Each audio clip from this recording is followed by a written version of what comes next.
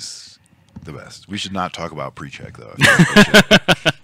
All right, so everybody check it out. Pre-check. That's what we're plugging today. All right, so good morning, everyone, and welcome. This is Twist Gaming, where you get to play board games with us. Coming to you live here from the GAMA show at Reno, Nevada. I keep wanting to say Las Vegas, because it was in Vegas last year. It's been in Vegas for a while. It's a discount Las Vegas we're in now. It's not, though. It's the thing. It's the national bowling capital of the world. You'd think it was discount Vegas until you go to buy something in this hotel. Yeah, and then you're like, that's a $17 croissant. But it's cool. It is pretty cool so far. I haven't had a chance to go check out the downstairs area yet, but you know, just stuck up here streaming. Locked in your purple tower here. Exactly. Let's get some introductions going, though. As usual, I'm Matt, and I'm joined with Matt Fantastic. Matt and Matt. Welcome, everyone. So you were telling me all the stuff that you're got your fingers in right now before the stream. Well, let me rephrase that. Let's be clear. I didn't spill those beans. Don't worry about that. Let me say all the projects you're working on. That's a little bit more appropriate.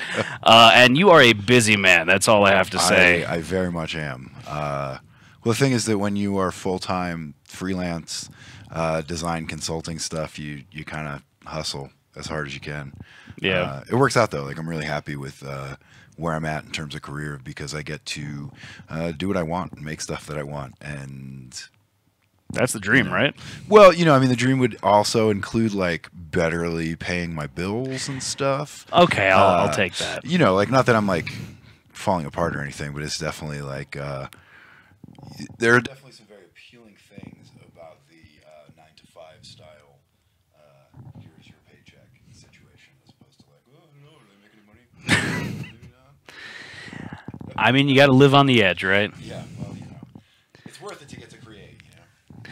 So you got some stuff set up out here on the table. We got Before There Were Stars up on the table here. So can you tell us a little bit about this game? Yes, Before There Were Stars is one of the 3 launch titles that Smirk and Laughter is putting out. Well, which direction do I want to put this? So Smirk and Laughter is a new sort of spin-off brand of Smirk and Dagger. You know, publishers Dead Last, Cutthroat Caverns. People hear my rock and roll. Am I not working? Ruh-roh. Oh, that thing, man. Are we good here? Can you kids hear the audio? Do we have like listener comments and stuff? Yeah, it's kind of hard to see from here, but there's a little chat in the top left there. All right. So you got me good. All right. So Before There Were Stars is a competitive storytelling game. But the competition is pretty light, like don't stress about it. What you're going to be doing is you're going to be rolling dice. In the actual production copy, these pips are stars. You know, so it's like you're creating your night sky. Then you have a bunch of cards. Obviously, also, some of this is not final art. So this box is final art, but these constellations are very much not final art. But you can see that you have...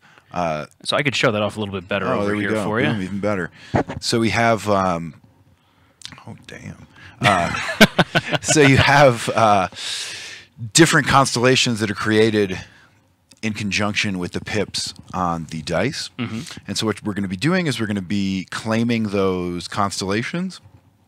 We're going to do a couple rounds, so we have a few. Then we are going to go through and tell the mythology of our people. So what we're going to be doing for that is we'll start with Chapter 1 in the beginning, where we talk about our creation myth.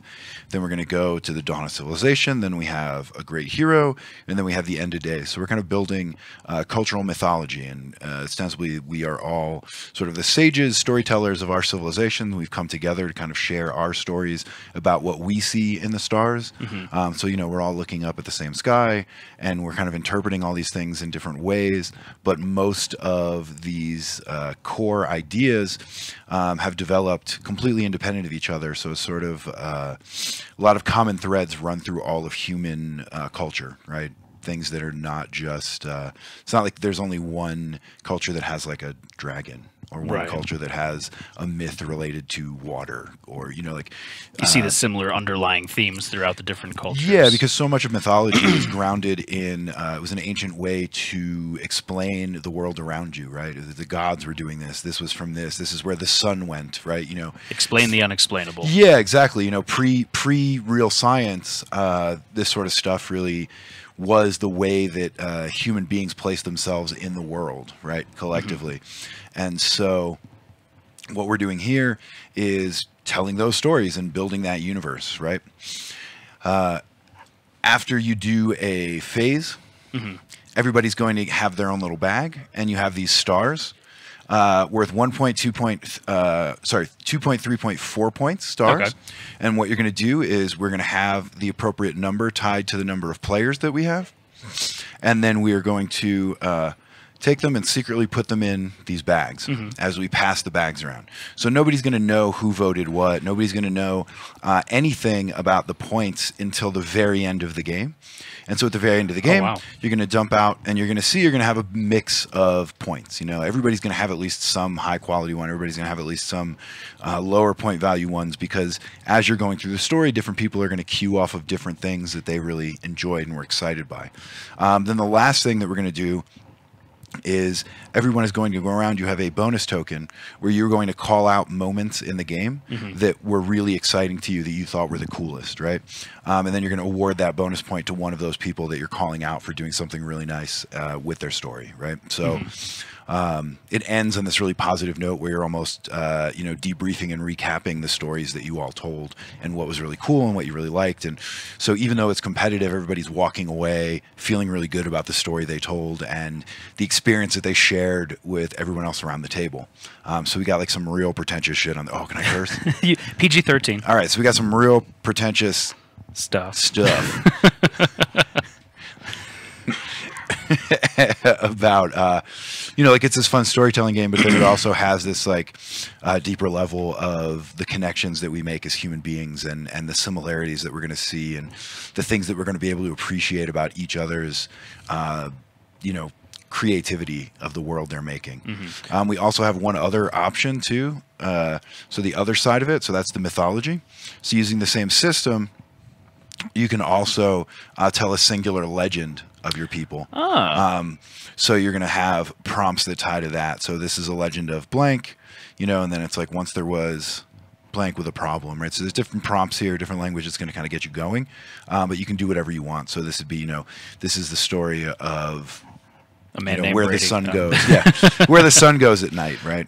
And then you're going to tell the story that relates to that. Right. So I know you were saying before that there's a scoring mechanism here for one of your favorite moments from the game. Do you have an example of one of your favorite moments from playing, as long as it's PG-13? Yeah. No. So last night we were playing, and George, we were playing with George and Paul Butler. They're working on Lightseekers, the RPG that's coming out. It's really, really cool. Anybody that's unfamiliar with it should definitely check it out. It's super cool. Renegade's doing it.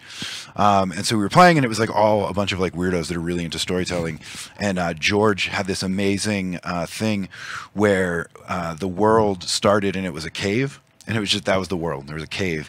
And then the wind began blowing through the cave, and over the eons and ages, the wind wore away the inside of the cave in a pattern that became language.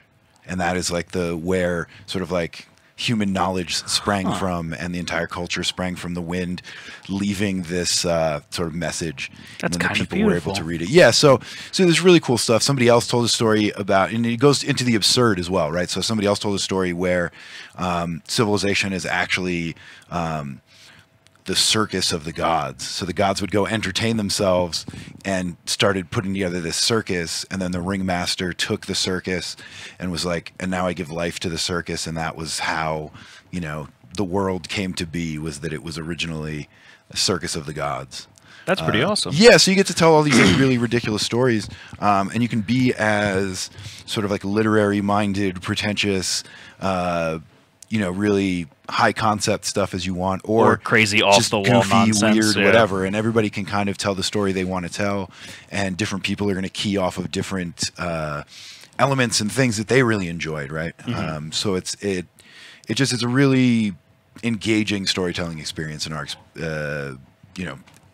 I'm tooting my own horn, I guess, with that one. I mean, that's the point of this. You get Hong Kong on this one, Yeah, it's the best game you're ever going to play. You heard it here, folks.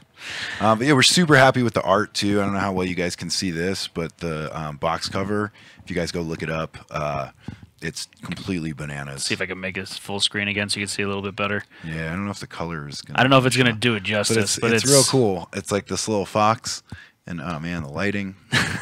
You sort of kind of see it. Well, anyways, check it out. It's really good. Super, super excited about the artwork that's coming together for it. Yeah, I'm really hyped. Super hyped for this. All right, so I see some more things here on the table. What else have you got for us? Yeah, so one sec. I know it's bad. I'm parched over here as well. We're in the high desert? The high desert, yes. All right, so we're gonna slide this out of the way. Hit the road. So Before There Were Stars is going to be releasing at Gen Con this year. Oh, okay. It may be available beforehand. Oops, hold on, I should swell. So here, you can pop that in there to show off the packaging for what we have. Heads will roll. Oh, look at that. A little green screeny there. There we go. Yeah, so, fuck me, I guess. You get to be the star, not me. Oh, I mean... you get one F-bomb. That's PG-13, right? So... This is going to be coming out at PAX East from Lay Waste Games, who are the publishers of Dragoon. Those of you that are familiar with Dragoon will definitely recognize the art. You'll also recognize some of these metal pieces. One of the things that Dragoon is so known for, I don't know if you guys are familiar with it, is all these really incredible metal parts, right? And they have a gold edition where this is actually 18 karat plated, electroplated gold. They have like silver mixes. There's all kinds of precious metal stuff. Fancy. So anyway, this is a game that uses some of those pieces, and it is a flicking game, tabletop flicking game. So actually, if you just want to dump these out into that zone. Oh, those are heavier than I thought. They feel really good. They're very satisfying roll. That sort of works. Maybe it doesn't. What am I seeing up there? I don't know. Here, what if we put it on something flat? Maybe, yeah, I don't know. That doesn't work good. Well, anyway, you have all these cool, heavy metal skulls, right? And basically, after the dragons have eaten all the people, they play this game with their skulls. It's a very, very lighthearted, positive thing. So what we're going to do here is we are going to roll these out. Okay. And then the goal of the game is to flick the gold dragon skull into the gold human skull. It's easy the way it was rolled there. You have one flick, and if you successfully do it, you get a point. And your turn is over, you bank that point. Simple enough. You can also earn bonus points by going through imaginary lines that are created by the different sets of skulls, right? So if you flick through, you A, get a bonus flick so that you can continue on, and B, you get bonus points. So the silver skulls are worth 2 points each. The black skulls are worth 1 point, and that's if you get through the line. You can only go through once, and you only get one extra flick per. Okay, so each set of skulls gives you the extra flick, though. Exactly. You do not bank those points until you successfully hit the gold skull and end your turn. Oh, so the points don't count unless you get the gold skull. Exactly. One other twist is that if the skulls are in the same orientation, which is kind of hard to tell, but there's 4 different orientations, right side up, upside down, tilting straight up, or both on their sides, the value of them is doubled. So in this situation, this would actually be worth 4 points. This would be worth 2 points. Okay. But I flick through, I get it, boom, I bank the points. Next player. You play to 21. And it is probably one of the few games that I can say post-development, like ready to go. We play test stuff a ton if it's, part of the process.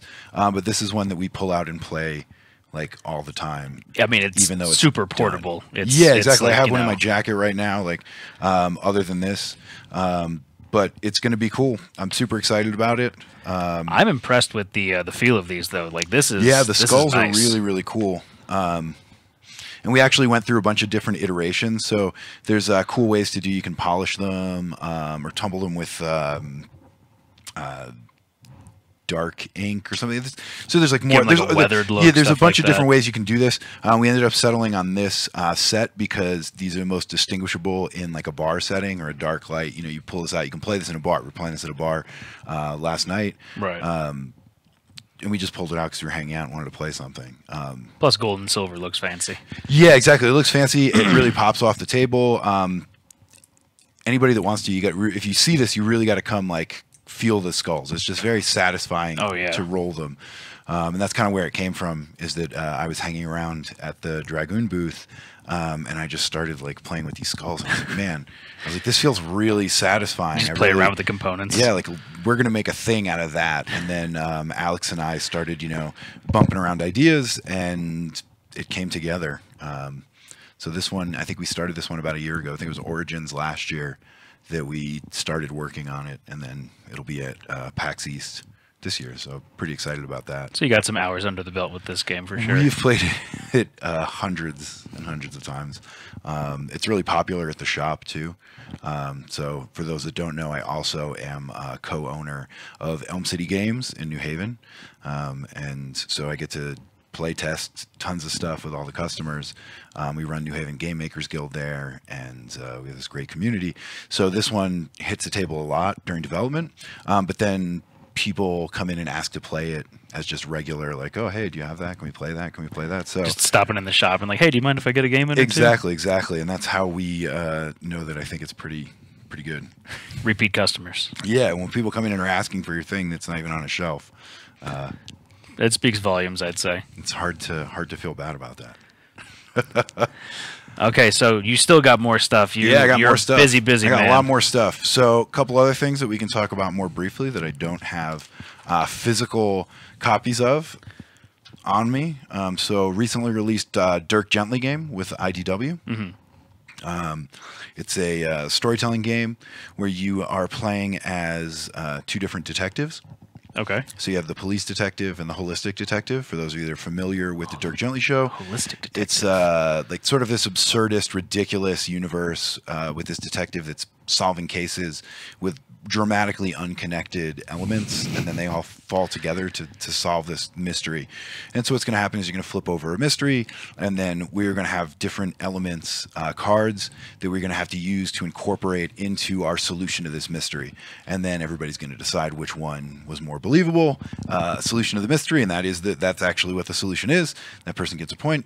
Play's going to shift around. Okay, so it's like an open format, like connect the dots style thing where you're trying to link the clues together. You have to try to link these things together in a way that makes sense. Then the X-Files game is the next one in that series. So Dirk Gently came out in January. X-Files, conspiracy theory, everything is connected. So everything is connected is the sort of system.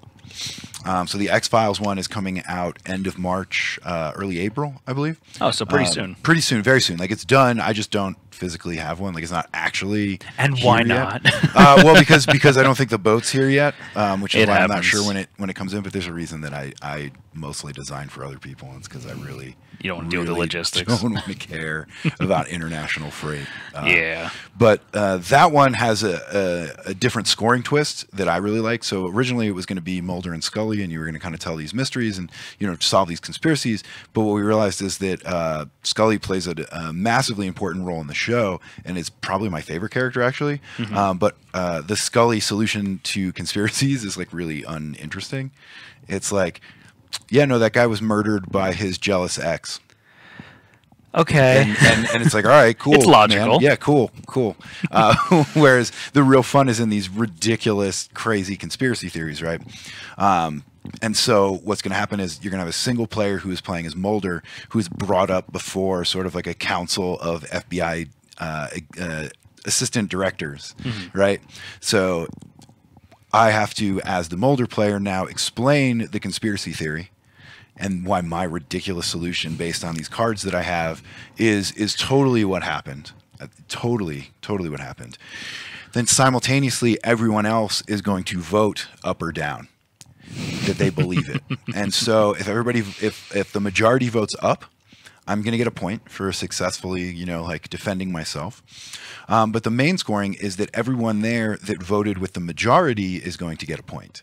But if everyone else didn't believe it and I'm like, I believe it, then I don't get a point because I look like an idiot. Doesn't pay to be a contrarian. Exactly. So you want to vote with everyone else.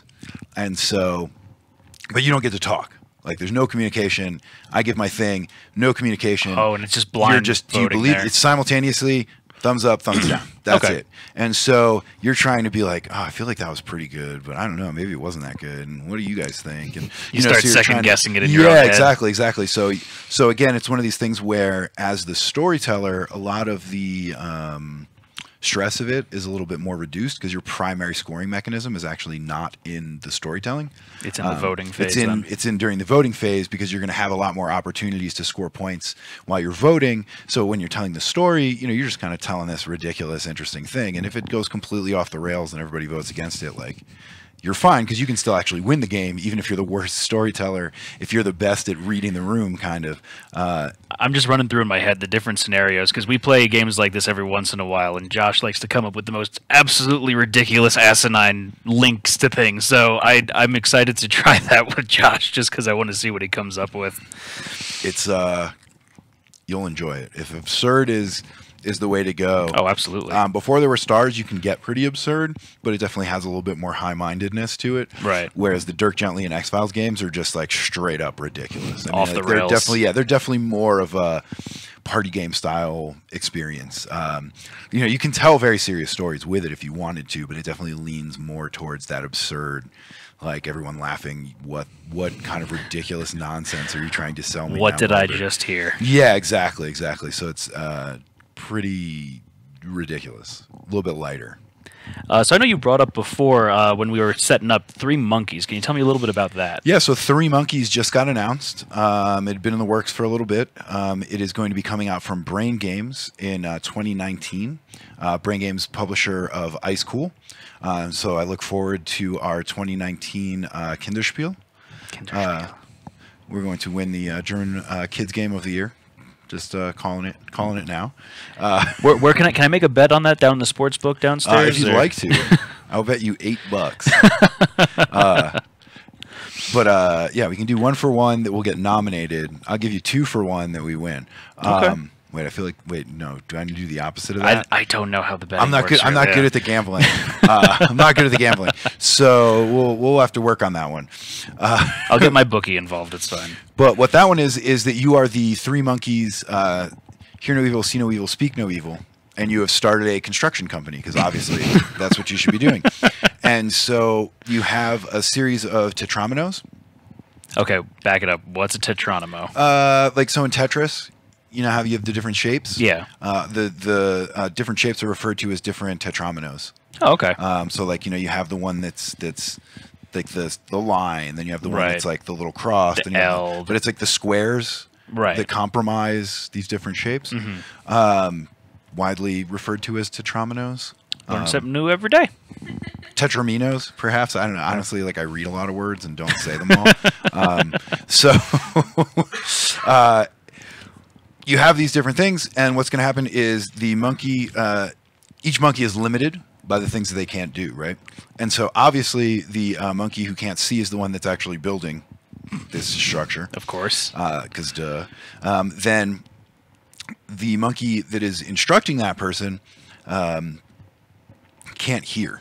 Okay. and So he's just so- blindly shouting out. Well, not Well, blindly. they can Definitely see shouting and out talking. details. But the problem is that the one who's actually looking at the card that tells you what the actual structure is Can't that needs speak. to be built can't speak, and so is gesturing wildly to the monkey they can't hear in the middle. And then that monkey in the middle is trying to explain to a monkey who can't see how they're going to be building with these blocks to create the structure that needs to actually be there. I feel like we need to stream this game. Yeah, we're really excited about it. It's one of those games that we feel those games as a designer that you see and you get kind of mad because you're like, man, that seems like very obvious now that you've said that, right? Like King Domino. We're constantly talking about how King Domino is like, how did nobody do this before? This is so just like beautiful and obvious, right? Right. And Three Monkeys is something that for us, we feel has that kind of a like, we just kind of had this moment where we were talking about it and it just kind of came together and we're like, This sounds this is, good. yeah, like this is like you get it, right? I mean, that's the thing. Like we gave you got the elevator pitch, and you're already laughing, and you understand the game, and it's it's intuitive and ridiculous, and you can already imagine the fun that's going to happen. So being very self-congratulatory here, it's one that it's one that we're like, I'm proud of everything that we do, but it's one of those ones where it just felt like we got that lightning in a bottle little thing. So that one's going to be really cool. I have no idea when prototypes are going to be publicly shown, if at all, or how that's all going to shake out. But anybody who is at like Gen Con or Origins or something, feel free to stop by the Brain Games booth, and they may have something that you could take a look at, possibly even do a playtest of. But I have no idea, really.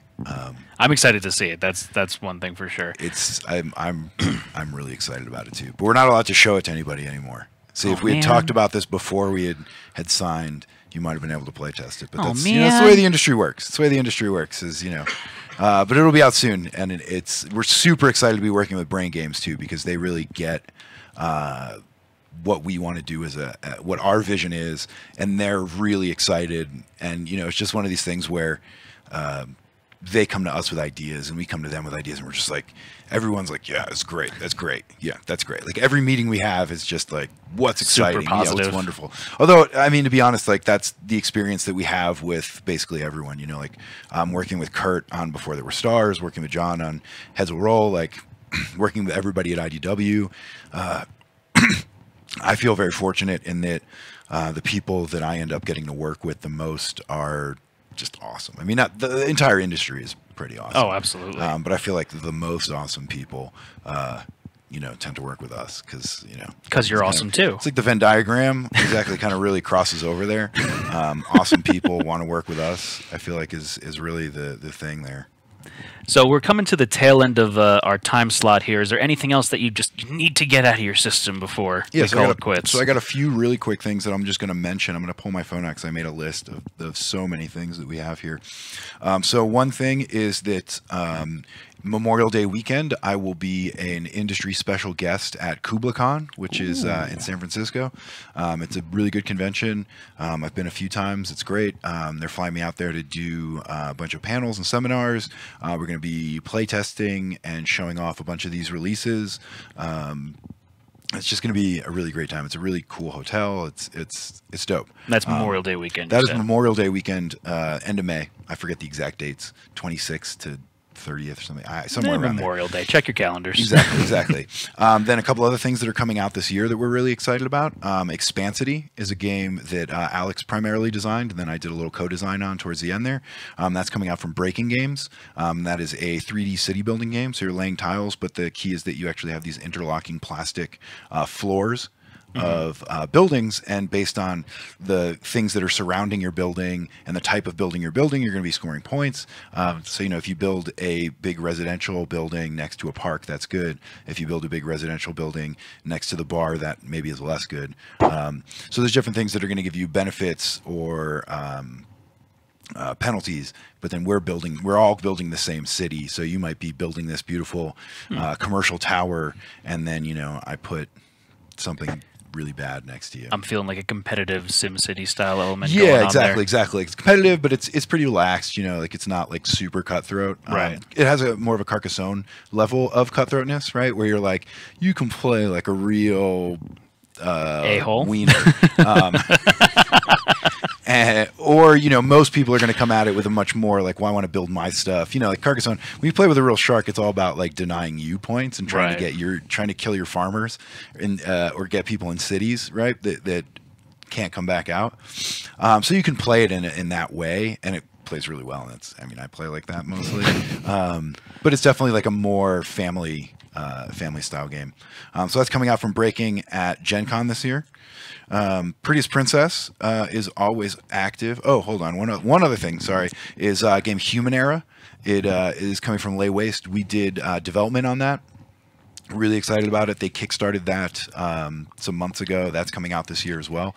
It is a social deduction game that's very ridiculous and time travel focused, and much more of a light, ridiculous sort of social deduction experience. And I hate saying social deduction. Actually, Peter Hayward has really turned me onto this, that most social deduction games have nothing to do with deduction at all. It's just a social engagement thing. Right. And I agree completely.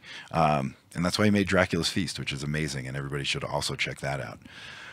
Then Prettiest Princess has a bunch of stuff that we're doing. We have a couple books that are coming out. We have a book that we still need to name, but it is a bunch of people in the industry drawing cartoons of themselves as raccoons. Yep, I remember that one. And so we got about 3. Yeah. Yep. I think. Oh, absolutely. You absolutely drew a raccoon. Yep. I remember that. And so that we have about, I don't know, somewhere between 300 and 350 different raccoons from a ton of people in the industry. We got some really cool people like Warren Spector. We also got Bill Amend, who does Foxtrot. He did this amazing little, raccoon that looks like Quincy, the iguana. That's awesome. So we got some really, really cool stuff in there. And that's going to be a benefit for a local raccoon rescue. We have another book of mine that's coming out. It's called Paris Meh. And it's just a little photo book of pictures, me taking selfies in front of Paris landmarks looking unimpressed. So that one's coming out soon. We started putting out vinyl records. Oh, really? Which is cool. So we just put out a record for this band, Savage World.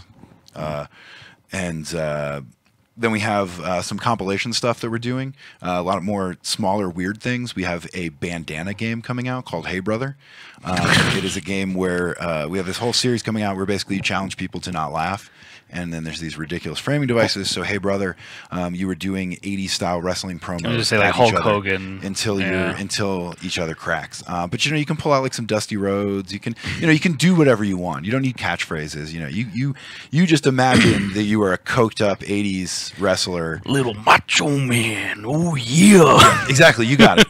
You're there. When we have more time, we can play that on stream at some other show. Yeah. That'll be good. Then we got a game. What's that? The wrap up hot tub show? Yeah. There you go. Oh, another thing that I completely forgot, which is bad. We have a game called That's Not Lemonade. Yeah, so it is a game, for those of you that are familiar, it was a game that Prettiest Princess had released as You Mad Bro. And then Tuesday Night, who is the publisher of Two Rooms and a Boom, approached me and was really interested in doing like a bigger production of it. And then they came at me and were like, hey, so we're thinking about retheming it from like Cthulhu Goes to the Jersey Shore, which was You Mad Bro, because Cthulhu washes up on the shore and then maybe you go mad, right? It's a push your luck game. Yeah. The joke's even funnier when I explain it. So they decided they wanted to retheme it, and they came at me and they were like, okay, so listen, it's called That's Not Lemonade. And I'm just like, no. Get the fuck out. I mean, you already used up your one. Get the cream soda. Okay. Get the cream soda out of here. And then they kind of explained what they were doing and what they wanted for the treatment and everything. And it was like, oh, actually, this is really, really cool. So it shook out really, really awesome. And so that should be coming out later this year. That's Not Lemonade. Super fun, super light. But then, we have compilation stuff that we're doing with a bunch more like one-card games, really simple things. We got a game called Thoughts and Prayers. We got a game called It's Your Cousin Marvin. We have, just like a bunch of really weird, ridiculous things. Josh, I'm stealing your minutes. Oh, no. Do we have Josh Gibbons with us? Oh, man. So we got, this is actually really good timing here. So Josh Githens, North American Sales Director for Czech Game Editions, just showed up. So you're going to get to hear about stuff you care about next. With a sweet which is Buzz pretty Lightyear exciting. backpack, But, too. oh, hold on. Here he is. Wait. Oh no, that's actually, that's Josh Gibbons. Oh no. So we got Josh Gibbons over here, and he is going to tell us about the hot new codename Scoops.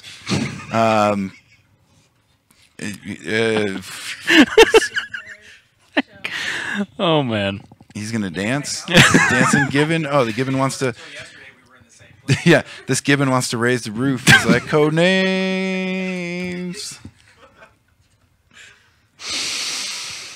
Oh my God. Yeah, exactly. This is way better. People are into this. Yeah, exactly. Hello, Target. Yes. I'll give you all the code names. Done. Wait, hold on. He's got like a little like making deals. Yeah. So on that note, as you can see, life. This is why we freelance. Because people see this and they're like, oh, those creative weirdos, and it works. It does. Like Josh couldn't get away with making his own. Well, I guess that'd be pretentious of yourself. Too, yeah, right? It might be a little pretentious there. Then you'd be like Stephen Cardboard. Stephen Cardboard. Stephen Cardboard. Yeah. Yeah. So check all this cool stuff out. We have like 12 different things. Oh, Vice has cool stuff going on. We got to come together. We're reprinting this. It's going to have more party game rules that people really like. I don't know. We probably have other stuff. I got too many things. You got so many things you don't even know what you're working on. Yeah, check me anymore. out. I'm bad at social media other than Facebook. So if you like the things I'm talking about, you can friend me on Facebook. And then I post on like Instagram. I tweet occasionally. But I'm really not, honestly. Like, I don't have a good platform. Yeah, social media is a weird PrettiestPrincessGames.com. There you go. It is very, very rarely updated, but has the scoops. All the lukewarm scoops coming at you. Exactly. I got to start a website called Old News. Just oldnews.com. Man walks on moon. What? All right. Thank you so much for joining us today, Matt. We really do appreciate this. I can't keep a straight face right now. This is terrible. But we really do appreciate it. You got a lot of stuff going on, and we really do appreciate you sitting down with us. Yeah, no, thanks for having us. Everything. And remember, kids, punch Nazis. There you go. All right, so Twist Gaming signing off for now. Stay tuned for more coverage throughout the day. I'm Matt. I'm also Matt. There you go. It's not confusing at all. Good night, everyone. Rock and roll.